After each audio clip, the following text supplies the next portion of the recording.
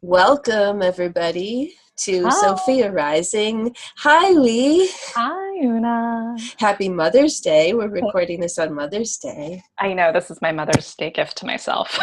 The gift Yeah, of time. that's a great gift. Yeah, Right, right. I got to chat this morning with my daughter, who is kind of far away. She's a lot more grown up than your baby. So she's not around here. That was fantastic. She texted me before I even got up. So today we are going to let you introduce yourself more, because I really took all the space last time. And so this is for everyone to get to know you. And I will just hold space and maybe have questions or Yeah, feel thoughts, free to pop in or reflections. not. Yeah. Okay.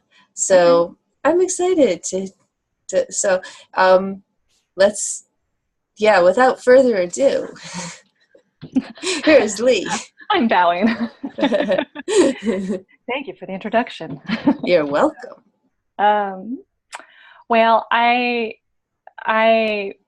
last night was trying to get clear for myself for this segment about what it is that's drawing me to this collaboration with you, to this format of having these conversations, of the vehicle of YouTube or video and all of that. And I think last time in the last video, you talked about a hologram of ideas, and it was similar where I was just like, oh, there's an idea and oh my gosh, how am I?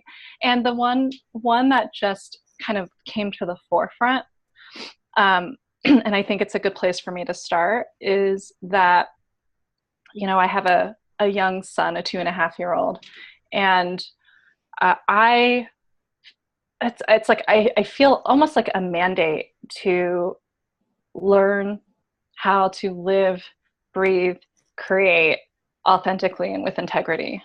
And because I have a son, and I have a Mm-hmm. son during these times, and I am his primary female relationship, I am the template, you know, um, for him at this age. And I want him to experience a mother who is in her truth and is in right relationship with her power. Now, all of those areas have been really challenging for me and have been part of my wounded healer journey. So it makes sense that coming and bringing a child into the world, those come to the forefront. And then when I sat with that a little longer, I was like, yes, I want to do it for my son. And then if I go a level deeper, I want that desperately for myself. It's like at this point a mandate for myself. And Yeah. I've been in resistance to that for so long, really caught in a lot of kind of victim trauma, martyr energies that have been really good teachers. Mm-hmm. So, but now I feel like I'm at a point in my life where there's I'm ready. Like I really want to transmute that, Mm-hmm. and with compassion. And where how I had to get there though was by really coming into acceptance of these shadow parts, and just kind of be with to be with those parts and really be with how much I disliked various aspects of myself, and just this practice of bringing compassion to those and to those experiences. The vehicle that kind of brought me there was giving birth and then going through 2 years of what we would call in our Western medical model postpartum depression. The label at times helped me just to kind of, I guess, put into context what was going on, or to have conversations with people about it. Mm-hmm. And I also knew that was much more than that. And so I was really aware that I was on an underworld journey, Yeah. prompted by bringing the soul into the world and opening up, giving birth. When you give birth, it's like you're literally open, and and you walk or at least I felt like I had walked through a threshold. Yeah. And I'd had opportunities to walk through thresholds at various points in my life. In retrospect, I didn't have the awareness, or I wasn't, quite as awake as I am now. Not that I'm totally awake, but it was really the intensity of becoming a mother, coupled with this initiatory process that's been banging at my door for years and decades, and having, enough consciousness to be able to see that, I think was what I needed to be able to use this underworld journey. And I shouldn't say use it, but really navigate it. Yeah. And Oonagh, you've been my friend since before I got pregnant. And there were times where it was just absolutely miserable and I was absolutely hopeless. And I had many times where I just was like, I can't do this. Many, many thoughts of leaving, if I'm to be really honest. Yeah. And I was still able to keep in contact with the fact that this child chose me, chose my husband. I'm his mother. And again, connecting to that underworld journey, like that this is absolutely what I need to be, where I need to be right now, even though it's so scary and painful. I'm walking with the dark mother, the dark aspect of the great mother. So in pregnancy, really like, oh, I'm this mother, I'm glowing and, and I'm big and round and, I'm making milk. And there was totally this vibe with that aspect of the great mother. I think what most of us think of when we think of great mother, it's like the nurturer, the one that grows and creates and, brings life into the world. And I think what we don't talk about, or maybe we're not in contact with as much, at least in the culture, is the dark mother aspect. And that was that was where I was postpartum. So can I just sort of ask a question? Yeah. Because it might be confusing or people might not understand why going into that role brought up such a huge challenge for you, in terms of, and like why you had spent so much time in kind of victim mentality and, because you haven't referred at all to what you had to process. And I was wondering if you not sharing more than you want to share, but just like give a glimpse of why that could be that this was such a huge, it's basically a huge undertaking for you, I would say, to become a mother. Yeah. To that point of becoming a mother, definitely in my maternal lineage, there is a shit ton of trauma. And that really resulted in the women in that line having challenges and blockages to fully being themselves and being in their power. A whole lot of victimization at all. A whole lot of victimization in that line. And then also on the flip side of that, then kind of a distortion of how we get love, how we keep love, how we manipulate to belong and all of that. And that, filters into the mother-child relationship. So I am definitely working with a multi-generational mother wound. And I think now that I'm a mother, I can understand that. I know how challenging it is, how much it demands of you. It brings up within you. I have so much more understanding and compassion for my own mother, who, without going into her details, just a tremendous amount of trauma this woman has experienced. So, that's one reason I think why this undertaking was challenging, and in that, like, for myself, not having, you know, because of how she is constituted at this point throughout my life, it really, you know, I haven't had a mother influence in this journey. So a lot of it, I've just felt like I've been on my own with mothering, and so that's one aspect of it, you know. Sure. And I think, like a lot of people too, you know, there's lots of ways in which a child learns to suppress or disown parts of themselves in order to maintain connection with their parents, or with their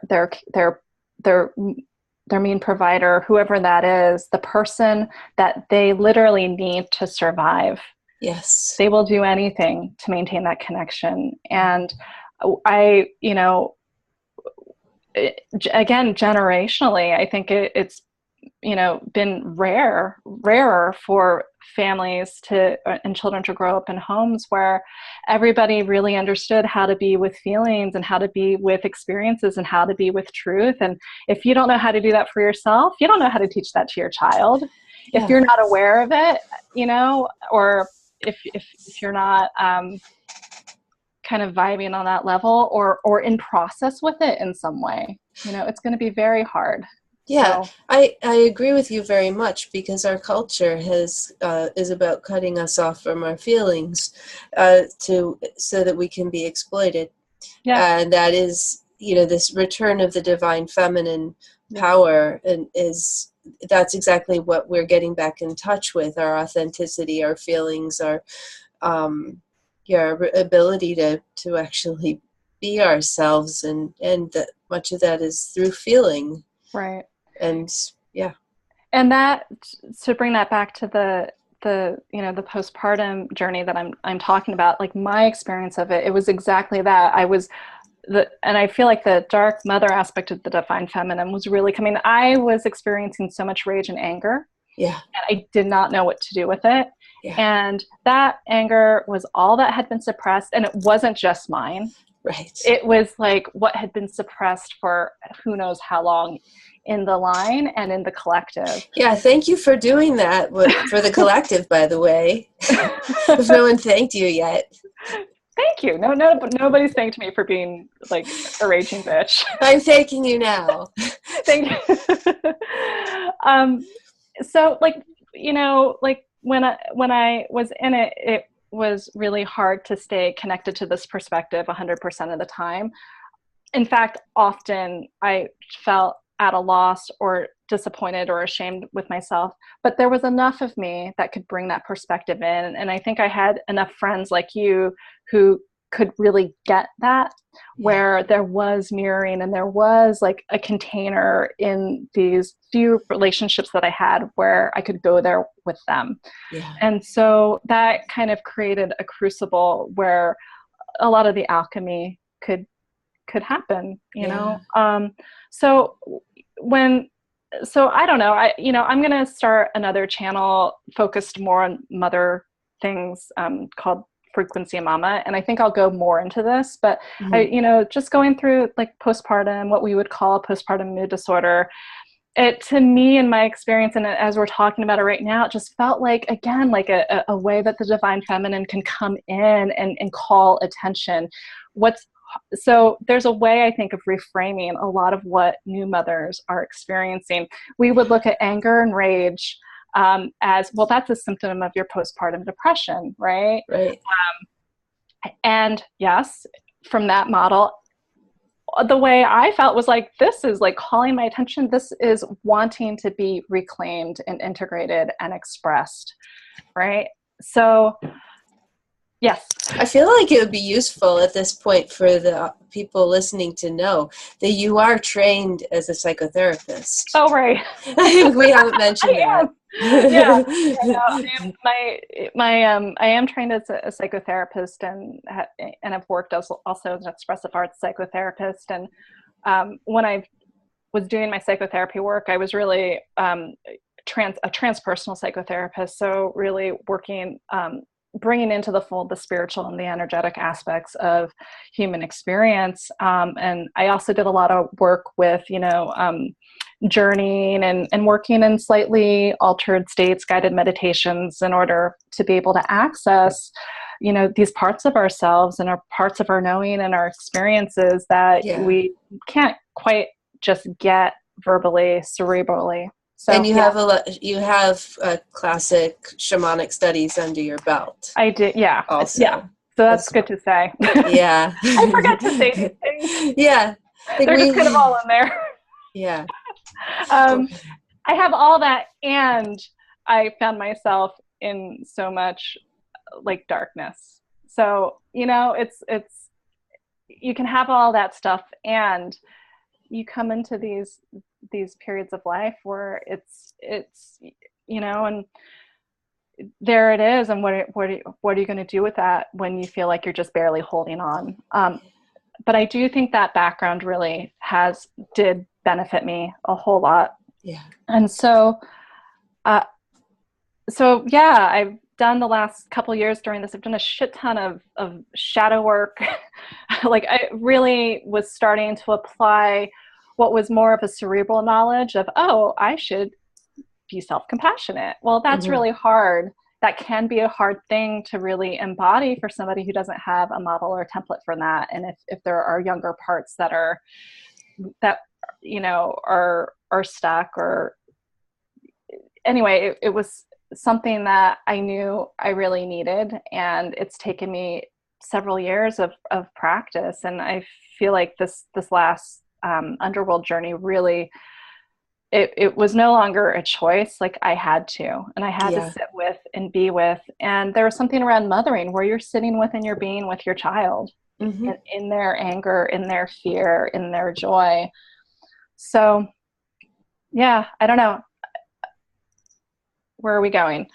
Did a shit ton of shadow work.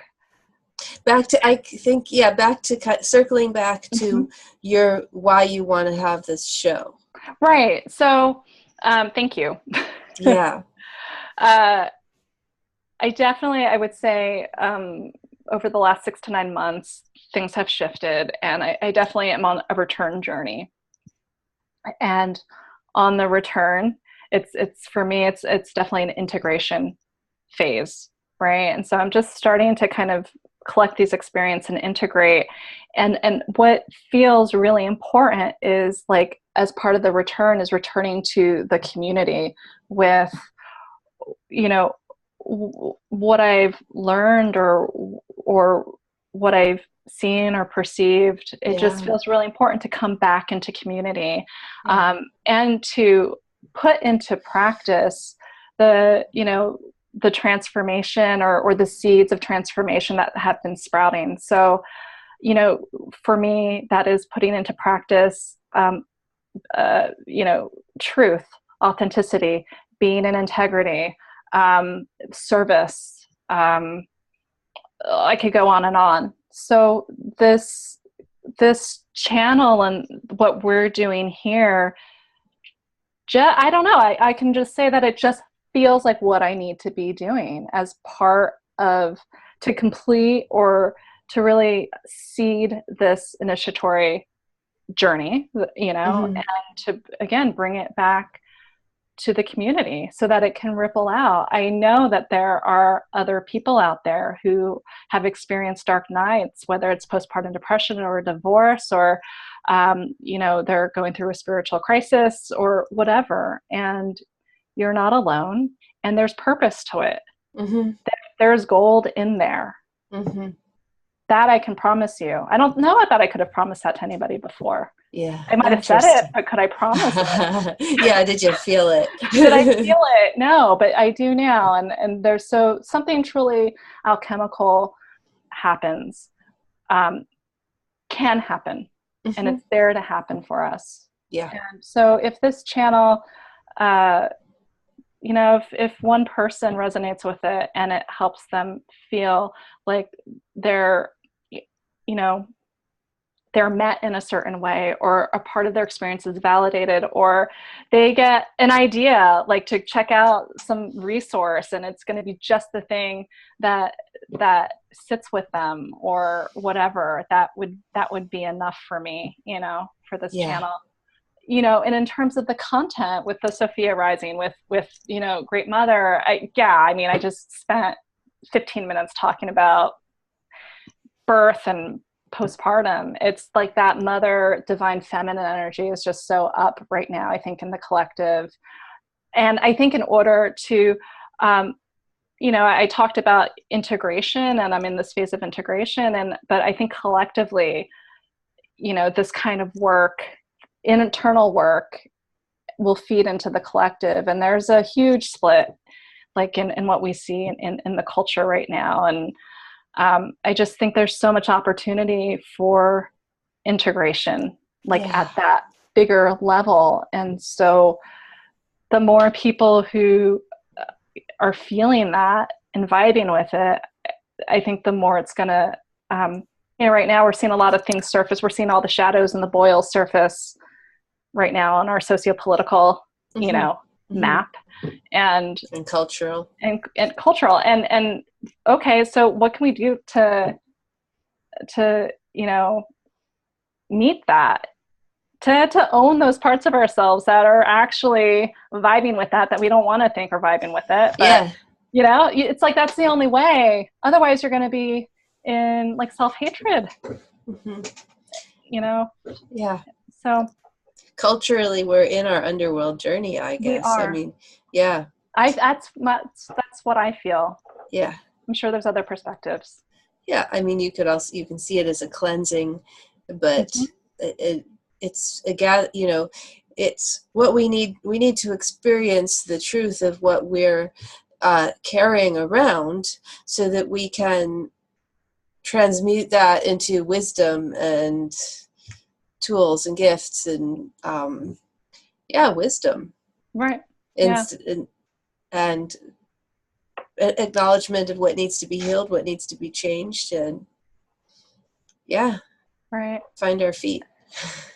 And that one piece in there of doing that from a place of, first we've actually sat with and accepted, like not accepted meaning like we're resigned, but we've actually been with those parts that we would say are wart-like or boil-like. It's like this sweeping under the rug, or the split between good and bad and all that. It's, I don't know. So I do journey work with my homeopathic clients. It's homeopathic journeying, not shamanic journeying, and it's a little different in format and in the way. It's a little bit of a different paradigm, but always when my clients meet shadow aspects, and of course I do this for myself too, because this is my way of working, whether it's myself or with a client. I don't want it just to make it be about other people, but if people encounter something demonic in their energy field, something that's really ugly, if we stay with it and allow that energy, it always transforms, transmutes, and reveals itself to be something beautiful, something powerful, something love-based. It's like that. The kind of evil is a filter caused by denying, rejecting, not allowing, sweeping under the rug, stuffing into the closet. So we are creating demons from aspects of ourselves that we don't want to look at and be with.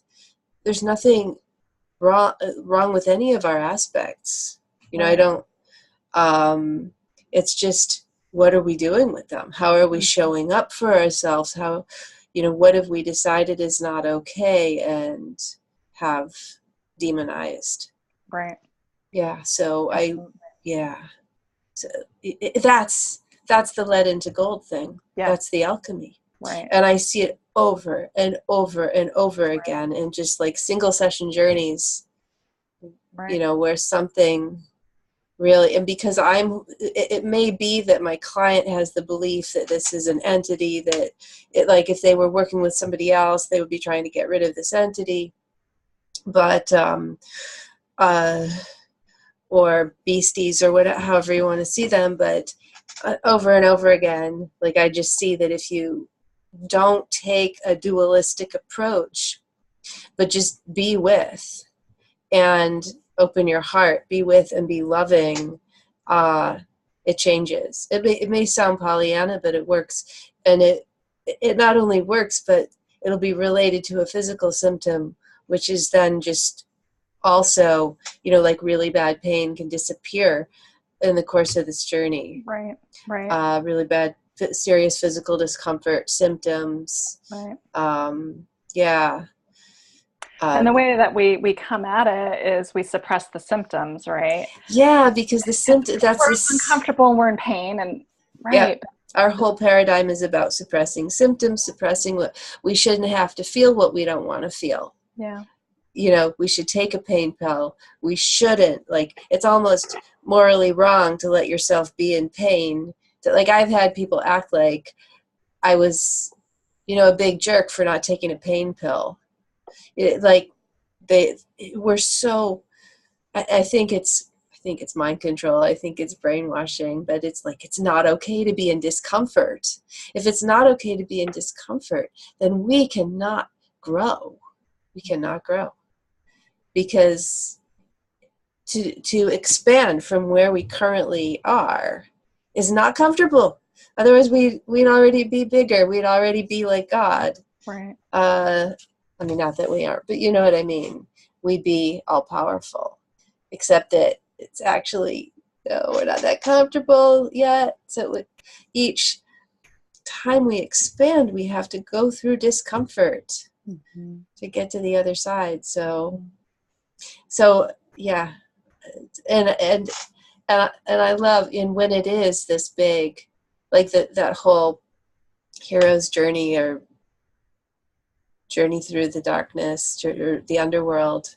It's a great way to look at it. It's really useful. Yeah, there is and I can't remember the name right now. I will find it and maybe we can put it in the notes, but there's a woman who does work around the heroine's journey. And I listened to a fantastic podcast where she differentiates between the heroine's journey and the hero's journey. But there's a different flavor to it. I want to hear that. I want to go back to it, and because what I have ingrained in me is hero's journey, and that's what it's like the template that we see all of our movies, books, and everything.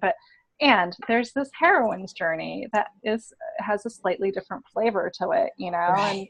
And so I'll look that up and we can put it in the notes here. Don't you think, thank you. And don't you think the hero's journey has been encouraged because men are supposed to go through difficulty and man up to become men. Right. But boys are, supposed to, look at the boot camp model or something like that, the military model.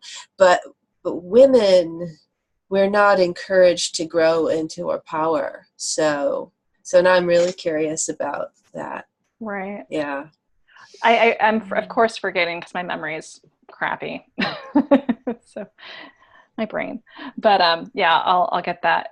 When you were saying that too, then there was something around if we took even gender out of that and just looked at the journey of the divine masculine, journey of the divine feminine, and what would that be more archetypally, right? Right. Because, and when I say that women aren't encouraged to grow into their power, obviously that's a generalization, but it's something that's been a big cultural, there has been like a through line of suppression of women's power in the culture. I know in each person's individual life, they could have a very different experience or, could have been very much encouraged. But even women, are we more encouraged for the hero's journey or the heroine's journey. Right. So let's talk And about and that. what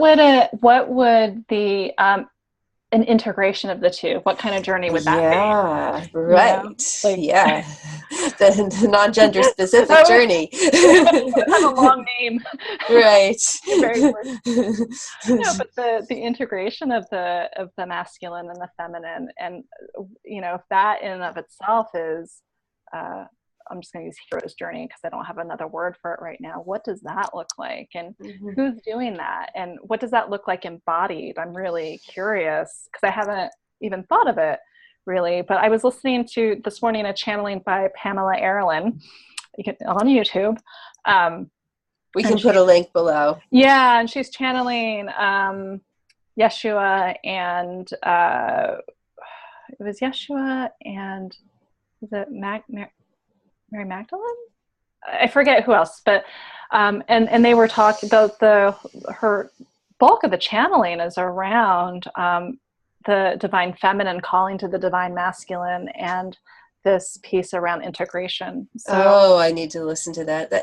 I mean, that's a lot of what my work has been about too. I'm very much interested in that, and I think that's what it's not just the calling back in of the divine feminine, but it's also the healing of the divine masculine archetype, how it's played out in this world, and then the union and the integration, because we all have, we need both within ourselves, and they need to operate together, just like the right and left hemispheres of our brain. Right.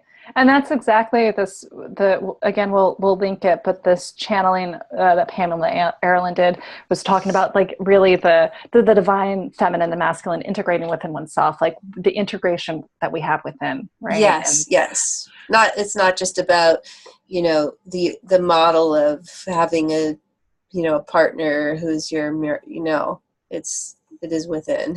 Right. You don't need someone else to do this. No, but that's what we do, right? We're like, oh wait, I need somebody else to do this, so I'm gonna marry you or date you, or I need my sacred, soulmate. So I guess back to, this is all, I have a feeling that a lot of her videos are going to be just riffing off of ideas as they come. Y'all, we're Geminis. This is what we do. This is what we talk. And we just get kind of not pummeled, that sounds really violent. We are filled with ideas and inspirations, and we spend lots of time talking and making the connections, and perhaps that some of these connections will seed outside of our immediate space that we're holding here. And and I think for us too, it's going to just help us in our own journeys as we're integrating and walking our own walk. And in terms of content for the channel, I'm really open. I have a feeling we're going to have a lot of conversations like this around the divine feminine, but I also have had, since I was a very young child, so many experiences around paranormal events, and and lots of experience in altered states, and so I'm just fascinated by it all. I'm very open to guides, angels, UFOs, whatever. So we both love working with tarot and oracle cards and things like that. So I think that'll sneak its way into. Oh, definitely. Very, very soon. The intuitive spirituality stuff is big for both of us. So, I've been going on quite a bit. I don't know. I feel complete. Okay. I'm complete. Well, yay. Yes. Thank you. I feel like everyone has a way more of a sense of who you are now and where you're coming from, and you get to let your hair down, literally. I don't have, like, there's no food in it. I don't have somebody pulling at it. I was like, I can have my hair down today. Awesome. Look at that. It's getting long. I didn't even know it was getting long. Yeah, it's getting long. It's usually up. So thank you for sharing yourself and thank you. Your process, and the intensity. You're being so open and honest about the intensity of these last couple of years for you. Um, we can wrap it up for today, and we're going to start a new channel to hold this, so we'll be posting to that. Thank you all for being with us. Please like, share, subscribe, especially when you see this new Sophia Rising channel, YouTube channel. And thank you for being with us, and I hope this was helpful for you in some way. Thank you. All right. Thank you, Lee. Take care. Thank you, Oonagh. Bye.